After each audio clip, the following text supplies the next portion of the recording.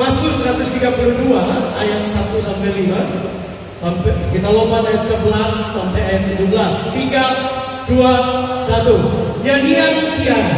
Ingatlah ya Tuhan kepada Daud dan segala penderitaannya. Bagaimana ia telah bersumpah kepada Tuhan, telah bernasar kepada yang maha kuat dari Yakub. Sesungguhnya aku tidak akan masuk ke dalam kemah kediamanku, tidak akan berbaring di ranjang petiduranku. Sesungguhnya aku tidak akan membiarkan mataku tidur atau membiarkan kelopak mataku terlelap sampai aku mendapat tempat untuk Tuhan, kediaman untuk yang maha kuat dari Yakub.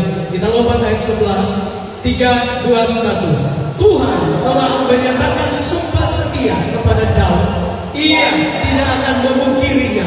Seorang anak kandungmu akan kedudukan di atas takhtamu, jika anak-anakmu berpegang pada perjanjianku dan pada peraturan-peraturanku yang kuajarkan kepada mereka, maka anak-anak selama-lamanya akan duduk di atas takhtamu. Sebab Tuhan telah memilih Sion, mengingininya menjadi tempat kedudukannya. Inilah tempat perhentianku selama-lamanya. Di sini aku hendak diam, sebab aku mengingininya. Perbekalannya akan kuberkati dengan limpah. Orang-orangnya yang miskin akan kukenyangkan dengan roti. Imam-imamnya akan kukenakan pakaian keselamatan, dan orang-orangnya yang saleh akan bersorak-sorai dengan girang. Di sanalah aku akan menumbuhkan sebuah tanduk bagi Daud. Aku akan menyediakan sebuah pelita bagi orang yang kuurapi. Amin. Silakan duduk kembali, Bapak Ibu Saudara. Iya, puji Tuhan. Sekali lagi saya ingin berkhotbah dengan judul Rahasia Diberkati untuk Selama-lamanya. Ya, Bapak Ibu Saudara, Allah kita, Allah saya dan saudara yang kita layani adalah Allah yang tidak saja merancangkan sesuatu untuk saudara saja, tapi Dia merancangkan bahkan sampai kepada keturunan kita yang paling jauh. Karena Dia adalah Allah yang punya rencana yang sempurna bagi kita. Amin. Karena itu saudara-saudara, sebagai orang percaya, kalau saudara mau menikmati apa yang menjadi inti dari khotbah saya hari ini, mari kita belajar dari Daud. Daud adalah model kehidupan yang bagi saya luar biasa. Saya suka dengan Daud. Karena apa? Daud adalah gambaran dari kita semua. Tidak sempurna, banyak kesalahan, jatuh bangun. Tetapi kenapa Daud menjadi berbeda di dalam Alkitab? Karena Daud mencintai Tuhan. Amin. Daud mencintai rumah Tuhan. Daud menginginkan yang terbaik untuk tempat kediaman Tuhan. Dan itu yang membuat Daud diberkati. Bahkan dari keturunannya lahirlah Mesias, yaitu Yesus. Artinya saudara, Tuhan itu tidak cari orang sempurna. Dia cari orang yang mau berubah. Amin. Dia cari orang yang bersungguh-sungguh. Dia cari orang yang mau berkorban bagi Dia. Dia cari orang yang terbaik, yang mau mengasihi Dia, yang mau memberi yang terbaik bagi Dia. Iya, kita ada di gedung baru, Bapak Ibu Saudara, di tempat ini. Saya waktu beberapa hari, ya, mungkin karena sudah tua, jadi bilang biasanya orang tua katanya yang selalu diingat itu yang lalu-lalu, ya. Kalau saudara ketemu dengan seseorang dan dia selalu bilang dulu, nah itu dia sudah tua. Dia sudah tua, ya. Jadi saya ingat saudara-saudara, dulu kita, ya ini dulu, bukti bahwa saya sudah tua. Dulu kita di gereja lama, ya. Dulu kita di gereja lama. Saya ingat tiap pagi saya setelah sembahyang saya lihat dari jendela. Saya lihat anak-anak saya ada di sini. Ada Hari, ada Udi, ya, ada Aldi, ya. Anak-anak muda banyak, ya. Dan saudara, saya lihat mereka dan saya sadar saudara mereka, saya sendiri tidak bisa buka papan itu. Tapi saya lihat berulang-ulang mereka buka papan itu. Ada yang sendiri, kadang-kadang saya lihat mereka sendiri. Ya, saya pernah lihat hari sendiri. Dan waktu saya berpikir, merenungkan, saudara, kalau saudara mengasihi umat Tuhan, saudara mengasihi pekerjaan Tuhan, saudara akan lihat bahwa Allah itu sendiri. Saya berani berkata bahwa mereka yang setia diberkati. Saya berani berkata bahwa dan Esi diberkati. Karena saya lihat. Saya lihat cinta mereka. Ya, nah saya maaf, bukan berarti yang lain ini, semua ya sudah melakukan buat itu. Saya lihat hari, ya, saya dengar cerita hari di PLN sangat dipercaya. Bahkan kalau ada mesin rusak di kabupaten lain, hari mesti terbang. Kenapa? Karena dia cinta akan rumah. Ya. Dia cinta akan rumah Tuhan. Saya juga ingat dulu waktu belum ada tiang, belum ada tembok bangun fondasi, ada tumpukan ya timbunan untuk kita timbun gedungnya, ya lantainya. Saya ingat mama, saya ingat Ibu Desi kita, saya ingat banyak anak-anak kecil kita datang, kita gali karena timbunan itu kan tanah kerikil coba, ya. Dan kita usahakan gali kasih lagi. Saya mau katakan, apa yang engkau lakukan di hadapan Tuhan itu tidak pernah dilakukan. Karena Tuhan itu sendiri. Tuhan itu, kalau saudara mencintai umatnya, saya mau katakan kepada saudara, saudara akan lihat Tuhan luar biasa. Tuhan ingatkan saya waktu saya ada di Bethlehem Manado. Dan satu hari saudara-saudara, sebenarnya beberapa hari sebelumnya, ya kami kehilangan sampai 5 kali pencuri masuk di rumah kami, sampai tidak tahu lagi dia mau curi apa karena habis barang-barang. Dan saya hadir waktu itu hari Minggu pagi, ada pendeta dari Afrika berkhotbah, dan dia berkhotbah berarti Tuhan luar biasa. Kemudian kami mulai berdiri dan menyanyi menyembah Tuhan. Saya menangis. Nah waktu itu kami Bethlehem Manado mau beli tanah, mau beli tanah dan dibutuhkan dana yang cukup besar. Saya menangis dan saya bilang, Tuhan, saya mengasihi Engkau. Dan seolah Tuhan berkata, kalau Engkau mengasihi aku, Engkau harus melakukan sesuatu lagi. Engkau harus memberi. Dan saya bilang, Tuhan, saya tidak ada apa-apa. Orang curi uang, orang curi barang emas, orang curi barang-barang itu. Terus Tuhan bilang, nah itu yang ada di tangan itu. Saya bilang, Tuhan, ini cuma cincin kawin, Tuhan. Tapi Tuhan begitu kuat, begitu kuat. Saya berbalik ke istri dan Tuhan juga sedang jamah dia.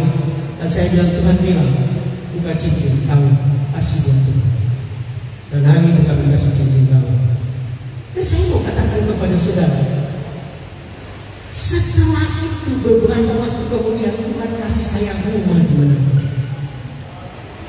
Saudara, Salomo bilang, ya, orang yang mengasihani orang yang miskin, orang yang lemah memutani Tuhan, dan Tuhan akan membalas kepadanya. Apa itu berutang? Bahasa Indonesia itu tidak umum. Berutang itu Tuhan berutang. Nah, saya mau tanya saudara, Tuhan pernah berutang? Enggak.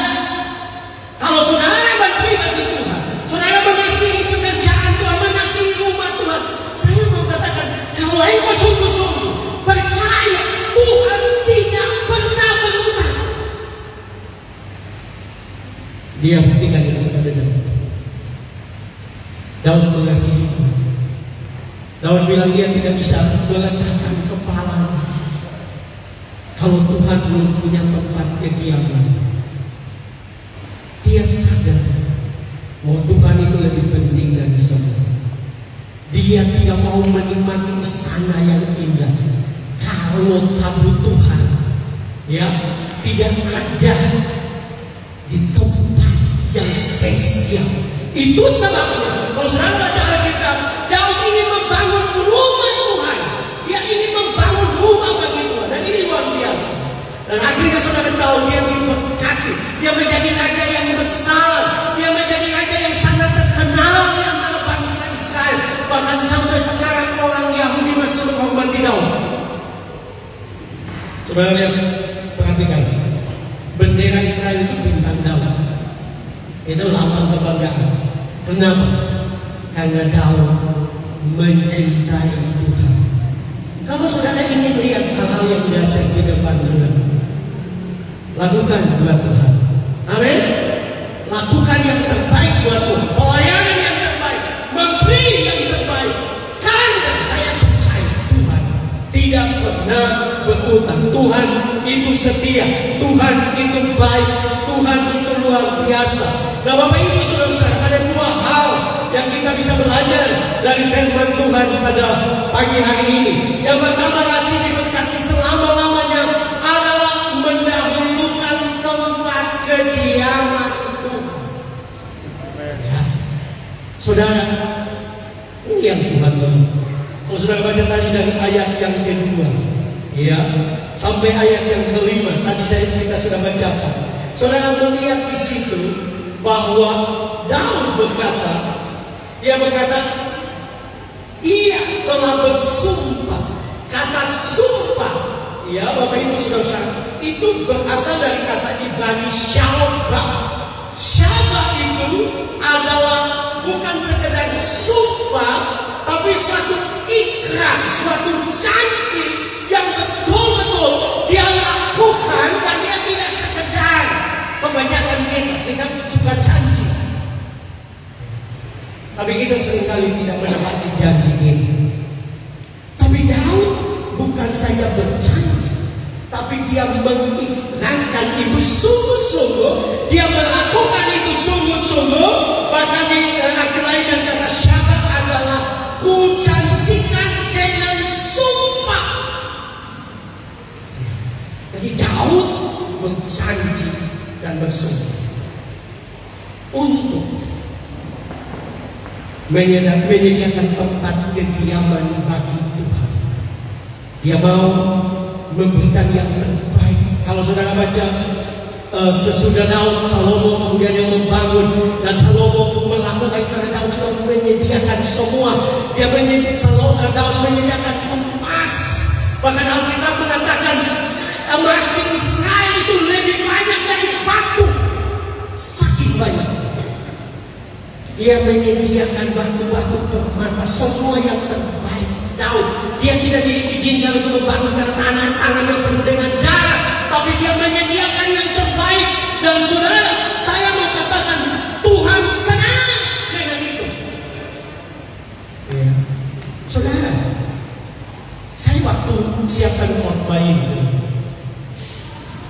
saya merenungkan bahwa Tuhan itu bukan senang saudara jadi orang alim. Tuhan tidak hanya senang saudara memanaskan musik, tapi Tuhan mau engkau adalah orang yang punya komitmen. Engkau adalah orang yang berani untuk berjanji, untuk melakukan sesuatu, dan engkau lakukan dengan sungguh-sungguh. Engkau lakukan dengan takut akan Tuhan. Engkau lakukan dengan karena engkau mengasihi Tuhan. Ya, karena itu yang Tuhan suka dari orang. Alkitab kalau saudara membaca, kenapa Abraham diangkat menjadi bapa segala orang kita? Karena dia suci, karena dia sempurna? Enggak. Abraham kan penipu. Abraham juga jatuh menurut saya. Tadi itu Alkitabiah, yaitu dia tidur dengan Hagar yang menjadi masalah sampai sekarang. Keturunan Sarah dan keturunan Hagar berkelahi sampai sekarang. Dan kalau saudara baca Alkitab, di dalam kitab Kejadian, 13 tahun Tuhan tidak bicara dengan Abraham karena dia mengambil Hagar. Tapi diberikan anak. Dan waktu Tuhan minta anak itu, dia bawa ke Gunung Moria dan dia persembahkan. Di situ Allah berjanji. Di situ Allah berjanji untuk memberkati Abraham. Allah bersumpah untuk memberkati dia. Kenapa? Karena waktu Allah menemukan seorang yang mengasihi dia, bahkan yang terbaik dari dirinya dia mau berikan kepada Allah, maka waktu itulah Allah akan mengangkat dia, Allah akan memberkati dia, Allah akan melakukan hal yang dahsyat, dan bukan lagi tidak saja tapi sampai kepada keturunan. Ya, karena itu, mari kita tidak boleh mengasihi Tuhan hanya karena saya mengasihi Tuhan. Kemarin saya dengan Pak Penatua, kami mengunjungi orang sakit, orang dari ibu bukan jemaat, dan kami berdoa buat beliau yang sudah selesai operasi. Dan kemudian kami sharing, saudara-saudara kami banyak cerita, dan Pak Niko menceritakan bagaimana Pak Niko sakit, ya, dan kemudian bawa ke Manado sudah tidak bisa jalan, tetapi kembali dengan sehat. Waktu saya pulang menyiapkan khotbah ini, Tuhan bilang begini, karena Pak Niko mengasihi Tuhan, Pak Niko memberkati pekerjaan Tuhan di tempat ini. Ya, saya memuji Pak Niko bukan untuk Pak Niko, tidak. Itu jadi pelajaran bagi kita. Ya, kalau saudara mengasihi Tuhan, mungkin ada waktu di mana sepertinya begitu banyak tantangan, masalah, tapi Tuhan itu sendiri. Tuhan tidak lupa. Manusia bisa lupa, Tuhan tidak lupa. Ya, orang lain bisa lupa Pak Niko, tapi Tuhan tidak lupa. Karena saya bicara ini dari diri saya mengalami itu. Itu saat saya menasihati diri saya dalam keterbatasan saya. Saya belajar untuk memberi. Saya belajar untuk memberi. Memberi yang kadang-kadang sederhana, tapi saya belajar. Ya. Beberapa waktu yang lalu kami ada di acaranya Pak Eda dan teman pendeta di Manado bilang, Pak Frans pakai baju ganti terus. Ya, saya bilang, puji Tuhan, baju murah. Tapi dia tidak tahu bahwa saya juga kasih pendeta baju. Ya, saya kasih beberapa pendeta Manado kemeja. Dan saya belajar, kalau saya menabur kemeja, Tuhan berkati saya dengan kemeja. Saya juga berikan kepada jemaat. Saya belajar. Karena apa yang kita lakukan dalam Tuhan, kalau saudara sungguh-sungguh, maka Tuhan akan membalas. Amin. Kalau saudara mencintai Tuhan, ini gedung ini besar, saudara-saudara. Tapi kalau saudara sudah sampai di tahap ini, saya mau katakan kepada saudara, ini luar biasa. Masih ada plafon, masih ada lantai, masih ada banyak hal mungkin. Tapi saya percaya bagi Tuhan itu sederhana. Amin. Yang penting kita mengasihi Tuhan, mencintai Tuhan. Saya dulu adalah kepala di sini, saudara-saudara. Jadi saya tahu jemaat ini kalau memberi, saudara-saudara, luar biasa. Ya, luar biasa. Dan saya mau katakan kepada saudara, kalau saudara mencintai Tuhan seperti Daud, saudara akan lihat luar biasa. Saya dengar kesaksian Desember itu, ya, anak kita Kevin, luar biasa. Nggak tahu mungkin berapa puluh juta. Saya mau bilang buat Kevin, Tuhan tidak akan lupa dengan apa yang kau lakukan. Ya, saya dengar Ari, saya dengar Reni, saya dengar teman-teman yang lain, ya. Dan saya dengar anak-anaknya Pak Niko sedang diajak untuk memberi Pak. Kenapa? Karena itu warisan terbaik, gaya hidup rohani yang terbaik. Saudara, Banyak hamba Tuhan berkata bahwa tidak lama lagi Tuhan mau datang. Nah, kalau Tuhan mau datang, saudara-saudara, kenapa sudah tampung semua hartamu di rumah? Simpan di surga. Kalau waktu engkau memberi di dunia, waktu engkau sampai di surga, engkau mendapatkan upah. Karena Yesus berkata, ya, barang siapa yang meninggalkan ayah, ibunya, saudara laki-laki, saudara perempuan, meninggalkan ladangnya, itu sudah berbicara tentang memberi, melakukan yang terbaik. Yesus berkata yang akan mendapatkan upah di dunia ini, 100 kali lipat di dunia ini, dan juga mendapatkan upah di surga. Itulah hebatnya kekristenan. Apa yang engkau lakukan? Tuhan balas di dunia sampai surga dapat apa? Dan saudara, saya mau katakan kepada saudara, memberi itu tidak pernah sia-sia. Saya menceritakan diri saya bukan untuk kebanggaan, tapi untuk jadi saudara bisa lihat bahwa saya tidak ada sekedar bicara ke orang. Saya lupa dengan tempat tahun berapa, tapi waktu kita masih ibadah dengan tiang kelapa di sana, kita mau beli tanah ini di sana. Dan satu hari di mana ada kebutuhan untuk pembayaran tanahnya, kalau saya ukurannya agak besar, kalau saya 60-an juta. Dan waktu ibadah berlangsung, Tuhan bilang, jadi waktu saya beli cincin di Manado, Tuhan ganti cincin, datang ibadah di sini, waktu mau beli tanah, ibadah berlangsung, Tuhan bilang, kasih kamu punya cincin kamu, ya. Dan saya berikan cincin kawin saya untuk beli tanah. Mungkin ada yang tidak tahu.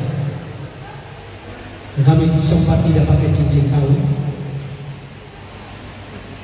Tapi waktu kami keluar dari tempat ini, ya, saya tidak pernah minta jemaat kembalikan cincin saya. Ya, tidak pernah. Tapi terus saudara, dan saya tidak pernah bicara apapun. Mereka pergi beli cincin buat saya, cincin kawin. Siapa yang bilang? Tidak ada yang bilang. Tapi Tuhan tahu. Karena itu kalau saudara lakukan buat Tuhan, ya, jangan minta kembali. Karena saudara sedang tanggung di tangan Tuhan. Tuhan yang balas. Amin. Tuhan yang balas.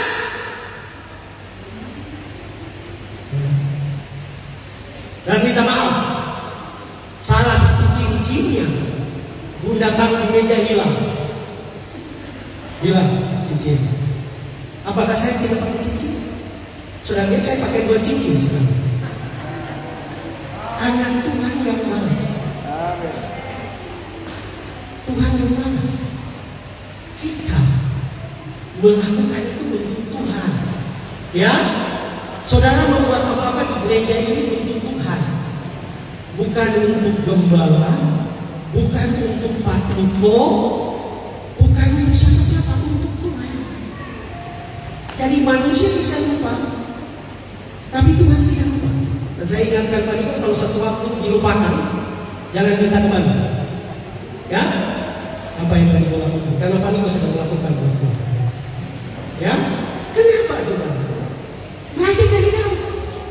Kenapa dia diberkati? Karena dia lakukan untuk Tuhan. Orang yang memberi itu sedang menaruh di tangan Tuhan.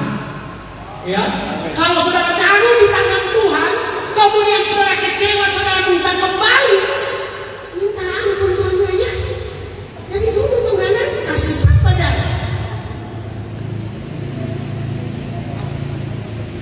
Kita kasih Tuhan, ya, kita kasih Tuhan. Manusia mengecewakan, tapi Tuhan tidak pernah mengecewakan. Karena yang berkati kita Tuhan, yang berkati saya dan saudara Tuhan, bukan manusia. Itu jadi prinsip pelayanan saya. Saya melayani apa saja yang memberkati saya Tuhan. Saya sekarang jadi pemimpin yang tidak ada SKP. PK itu tidak cukup. Dan cukup. Karena ada gereja yang saya khotbah cuma 250.000. Tiketnya 360.000.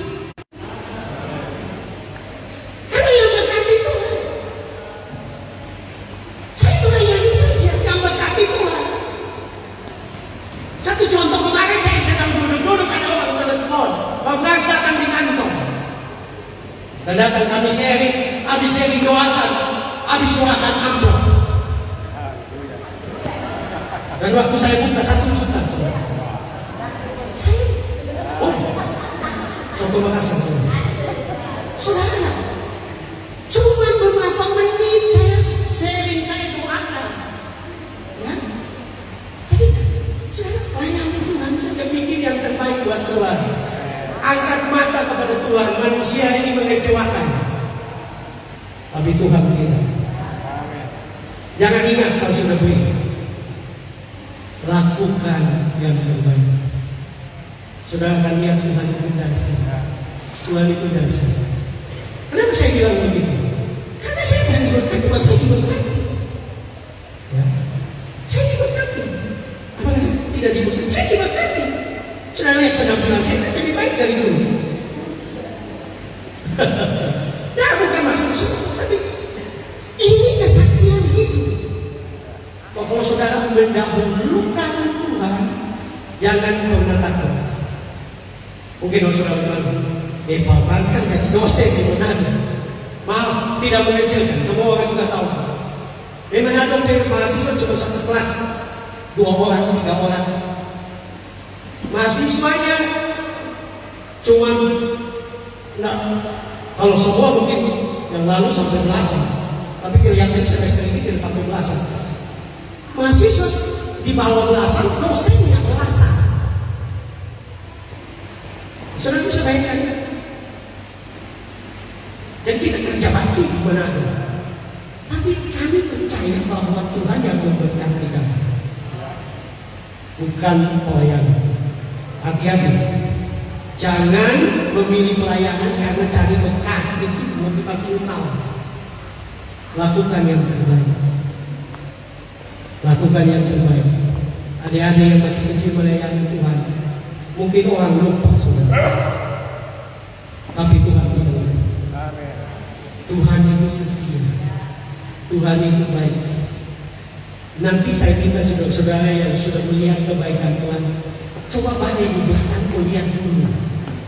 Saudara akan berkata, Tuhan, saya tidak layak seperti ini. Saya tidak layak dapat ini. Saya tidak layak. Saudara akan berkata itu karena itu Tuhan. Itu sebabnya Daud punya seperti itu karena dia sadar. Dan karena dia begitu cinta Tuhan, bahkan dia membuat pernyataan di Mazmur, cinta untuk rumahmu menghanguskan aku. Luar biasa. Yesus mengutip Daud. Yang harusnya kamu mengutip Yesus, tapi Yesus mengutip Daud. Yesus berkata, cinta untuk rumahmu menghanguskan aku. Kenapa? Karena memang Daud mencintai rumah Tuhan. Saya mendorong saudara, siapapun akan jadi gembala saudara, yang cinta ini rumah Tuhan. Karena cintamu kepada Tuhan, rumah Tuhan itu tidak pernah sia-sia. Ya, kalau ada kebutuhan yang bilang, itu ada Pak Niko itu, jangan. Karena kalau Pak Niko yang lakukan, Pak Niko yang diberkati, saudara tidak diberkati. Kalau ada kebutuhan nanti mau bikin plafon, waktu ditantang untuk bikin saya, mungkin saudara cuma 1 lembar, lakukan itu dengan benar. Kau punya anak-anak aja mereka yang kecil untuk membeli. Karena waktu mereka mencintai rumah Tuhan, Tuhan akan jaga mereka, Tuhan akan berkati mereka. Kenapa? Karena Tuhan itu setia, Tuhan itu baik, Tuhan itu luar biasa, Tuhan itu terlalu baik dengan kita. Dan kalau saudara lakukan itu, saya mau katakan Tuhan akan balas kepada saudara. Tuhan akan lakukan yang terbaik bagi saudara, sehingga saudara akan berkata, Tuhan, engkau luar biasa, engkau dahsyat, engkau ajaib, engkau heran. Nah, Tuhan melakukan yang terbaik. Dan kalau saudara melihat lagi, sudah kita belajar lagi, di sini ada 2 kali kata kediaman. Ya, kediaman yang pertama, kemah kediaman. Daud bicara bahwa dia tidak mau tidur di tempat kemah kediaman. Kata kediaman itu berasal dari kata ibadah bayit itu istana. Ya, Daud tidak mau tidur di istana.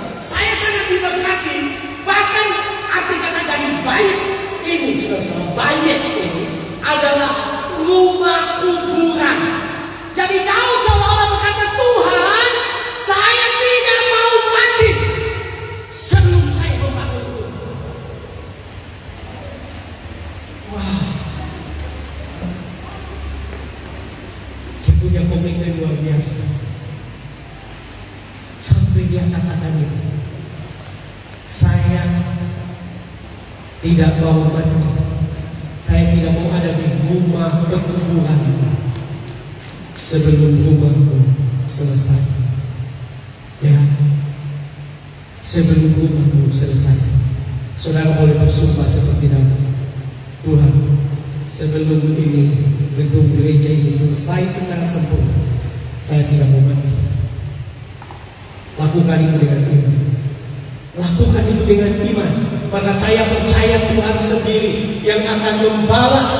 Dan kemudian Daud bicara tentang bukan saja kediaman Tuhan, dia juga berkata bahwa dia tidak akan masuk ke dalam kemah kediaman, tidak akan terbaring di raja. Sesungguhnya aku tidak akan membiarkan mataku tidur, membiarkan kelopak mataku terlelap, sampai aku mendapat tempat kediaman untuk Tuhan. Kata yang dipakai berbeda. Kata yang dipakai untuk kediaman di dalam ayat ini, dan kediaman Tuhan adalah miskaun. Miskaun ini saudara-saudara, tempat bersemayam Tuhan, tabernakel.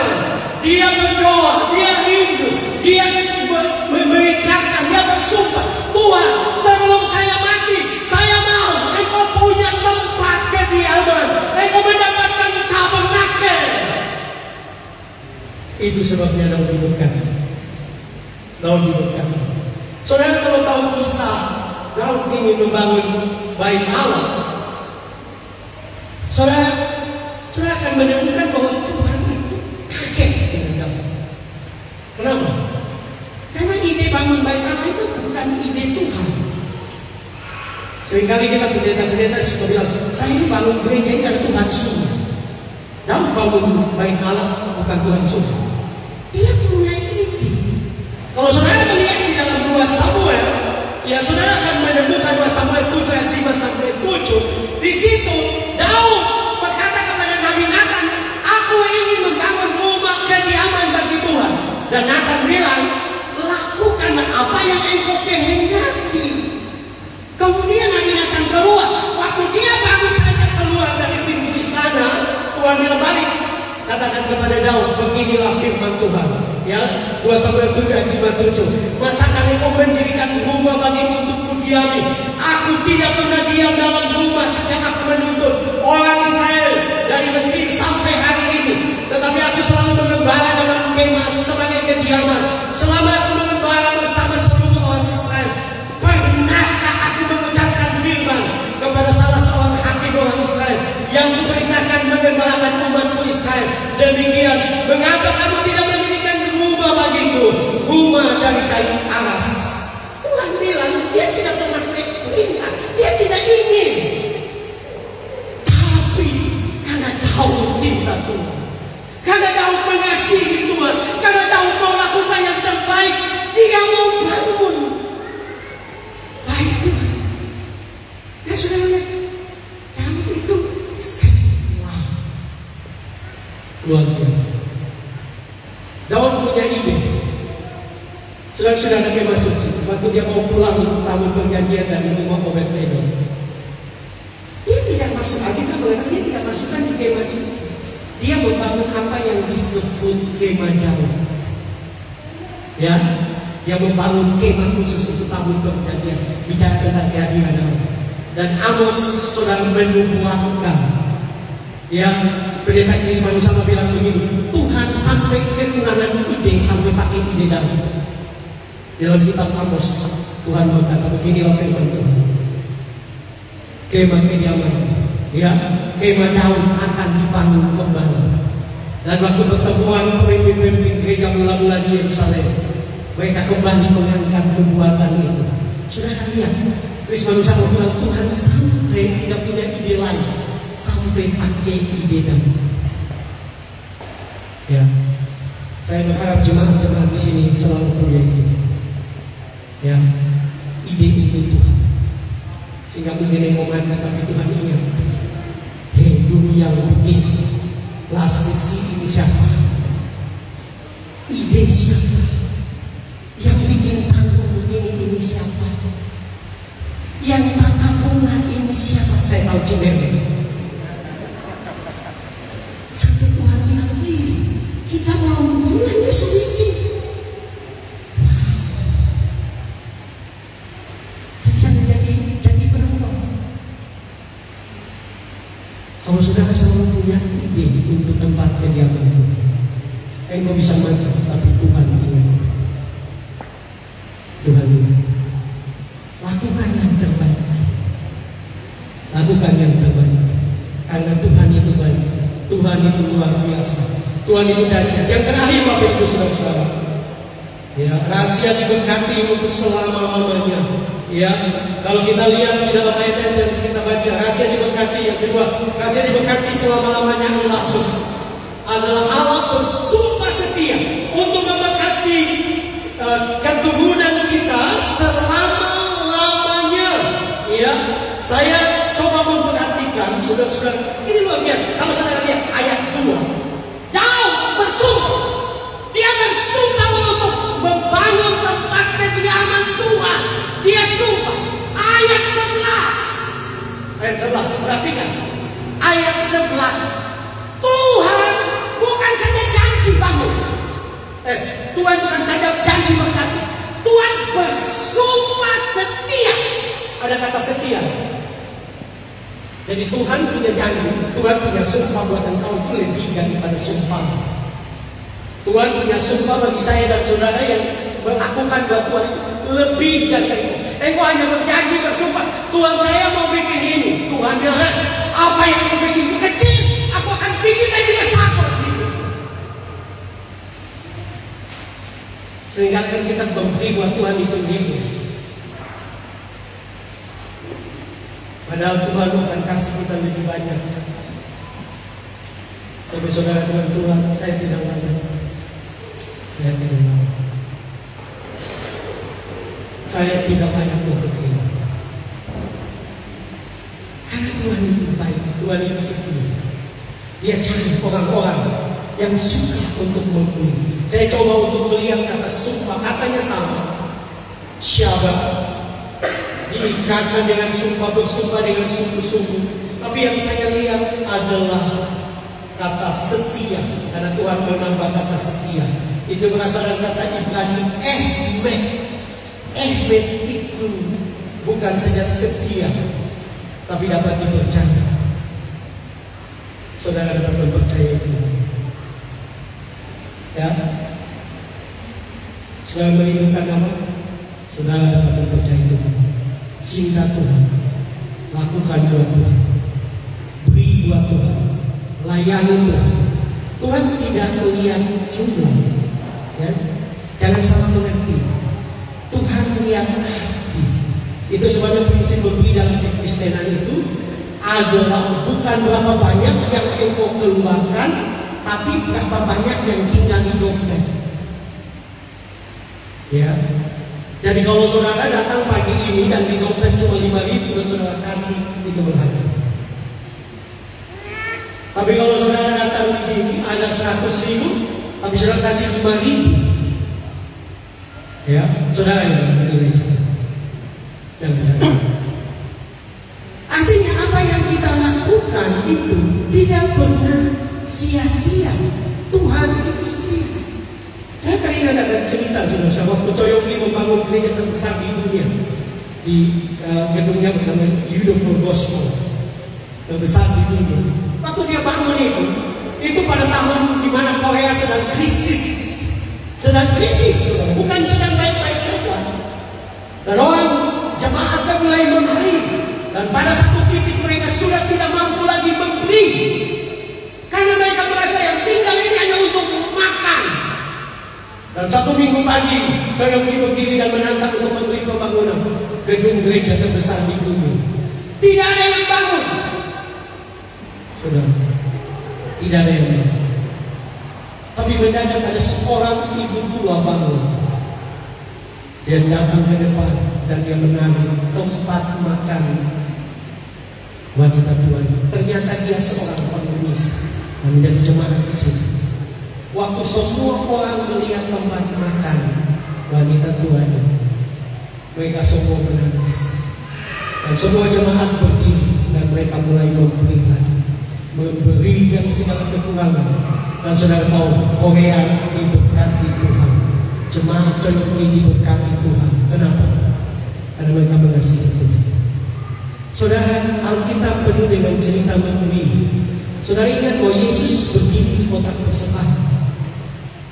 Ya, kalau gembala berdiri di kotak persembahan kan jadi masalah. Yesus pun berdiri. Nah, kita menceritakan bahwa waktu Yesus berdiri, ada seorang wanita tua membawa persembahannya, 2 duit.